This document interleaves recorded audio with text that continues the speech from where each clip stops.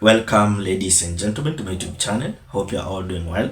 I always appreciate your support, always. So for now, do you remember, guys, that documentary which was going by the name Blood Parliament? So for now, the filmmakers of that documentary, they are now coming out to claim that there was a spyware which was planted on their devices.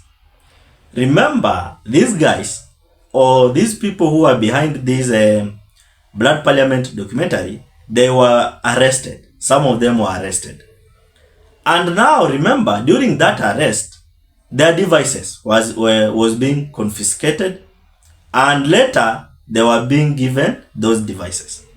And those devices was including even the phones and other things, even the laptops and so many things. So today, they have come out to release another issue, saying that during the arrest, their devices, there is something which was being planted on their devices. And now they are saying that it was a spyware to spy them.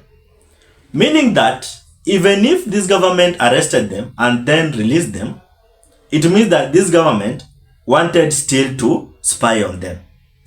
Meaning this government, they are still on the move against these people or these filmmakers behind the Blood Parliament documentary.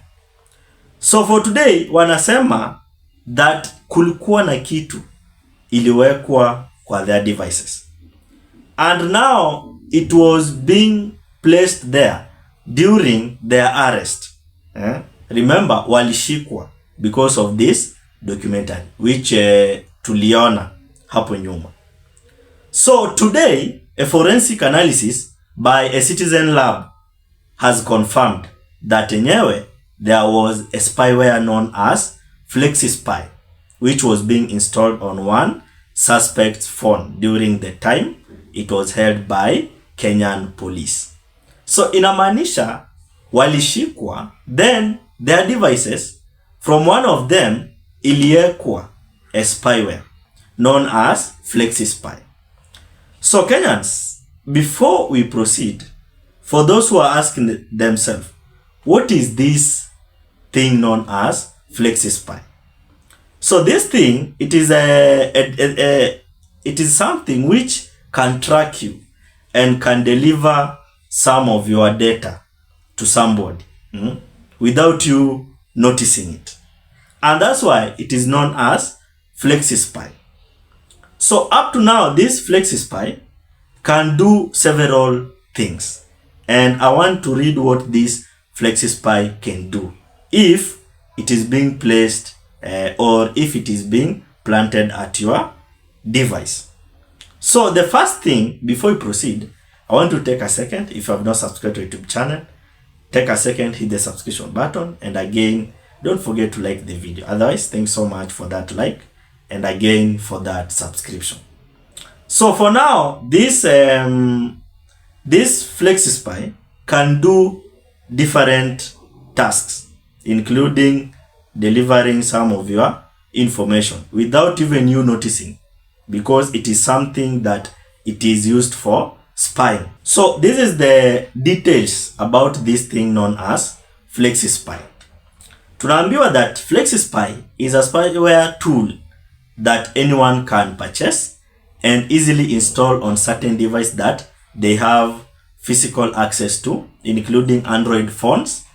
FlexiSpy can covertly capture a wide range of users' behavior and materials from the device, including recording phone calls, capturing audio from the microphone, capturing text messages sent as SMS or through other apps such as WhatsApp, collecting screenshots, tracking the device location, deleting and modifying data.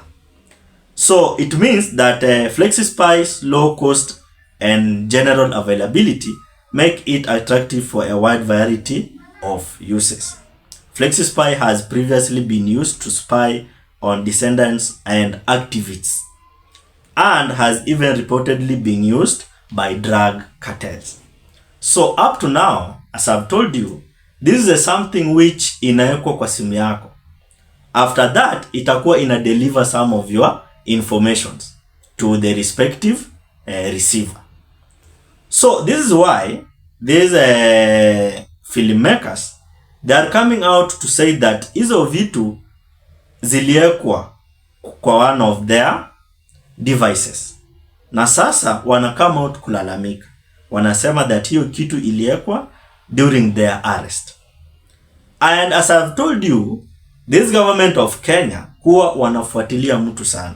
Wao unaweza fikiria ati hawakufuatilii, but in reality wanakufuatilia. So for now wanasema ati hiyo kitu iliekwa. And as I've told you, hiyo kitu inaweza fanya vitu mingi sana. Inaweza record the audios, inaweza record the messages, both in WhatsApp or even in at the form of SMSs and so other things. So how vile walishikwa at that time, walidhania ati things are good and things have been settled. Kumbe huku nyuma walieka vitu kwa simu zao to track them. So in anything you do, the government sees. Anything unafanya, the government ina notice.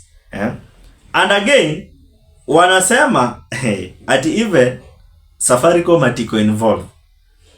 Yani mambo inakuwa ngumu. Ati Safaricom iko nini? Ilikuwa involved. So for now, I want you to listen to their lawyer, because they have their lawyer.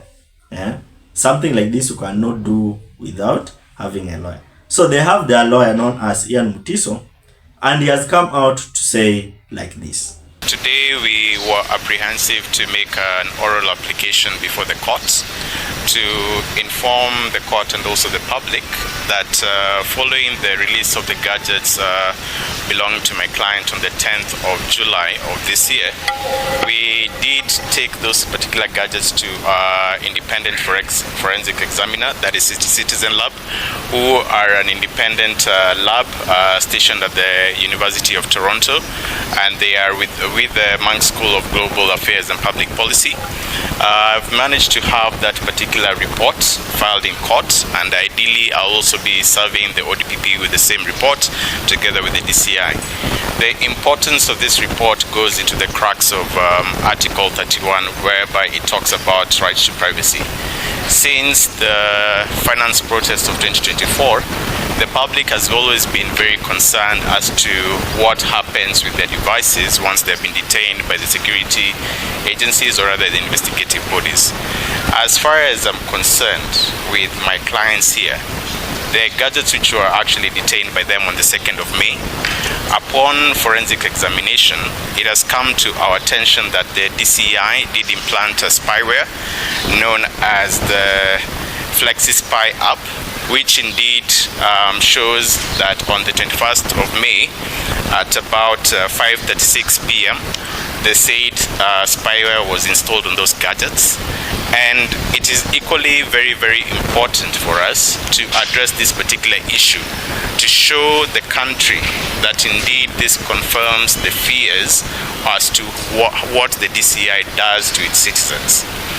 Just yesterday, we were able to confirm that the largest telecommunications provider, Safaricom, does provide private data belonging to its citizens to the DCI without a court order on record. So after all those now, you can clearly tell that this government of ours, it is a government that they usually does anything in order for their benefit. Watakushika, hata kama ni kukuwekea tracker, watakuwekea tracker. Hata kama ni kukuwekea things like this known as FlexiSpy, watakuwekea. But for you, hauta realize. So the simple thing is this. For those wenye wameshawaishikwa na simu zao zimeshawaichukuliwa na serikali, na serikali tena ikawarudishia those phones, indekana mujichunge. Indekana hata kama ni kwenda kurun some of the tests hapa na pale through that phone, indekana uende ufanye. Because this is a sign of a red flag. This is already a red flag. To those people whom this government once taken their phone and later returned it back to them.